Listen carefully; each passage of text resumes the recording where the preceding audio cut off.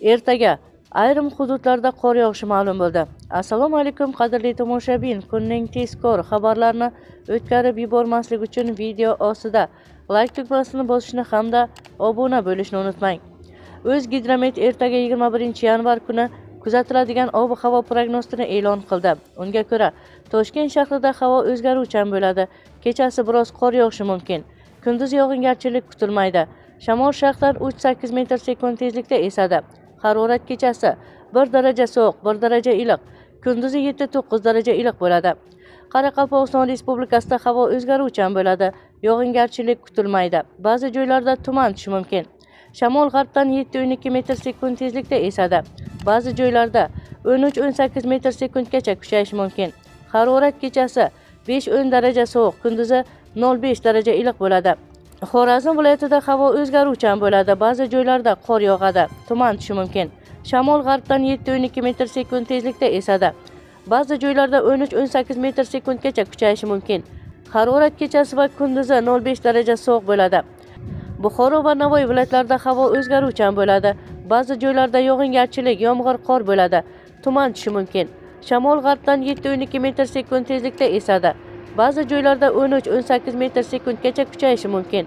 Harorat kechasi 3 daraja sovuq, 2 daraja iliq. Cho'l hududining shimolida 10 daraja sovuqqacha, kunduzi 3-8 daraja iliq bo'ladi. Toshkent, Sirdaryo, Jizzax, Samarqand viloyatlarida havo o'zgaruvchan bo'ladi. Ba'zi joylarda yog'ingarchilik, yomg'ir, qor bo'ladi. Ba'zi joylarga tuman tushishi mumkin.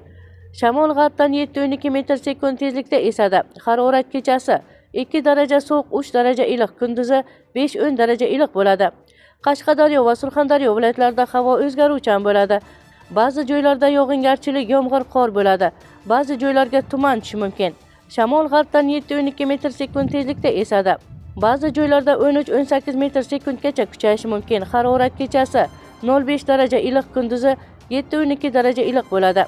Andijon, Namangan, Farg'ona viloyatlarida havo o'zgaruvchan bo'ladi. Yog'ingarchilik kutilmaydi. Ba'zi joylarga tuman tushadi. G'arbiy shamol yo'nalishini o'zgartirib sharqdan 5-10 metr/sekund tezlikda esadi.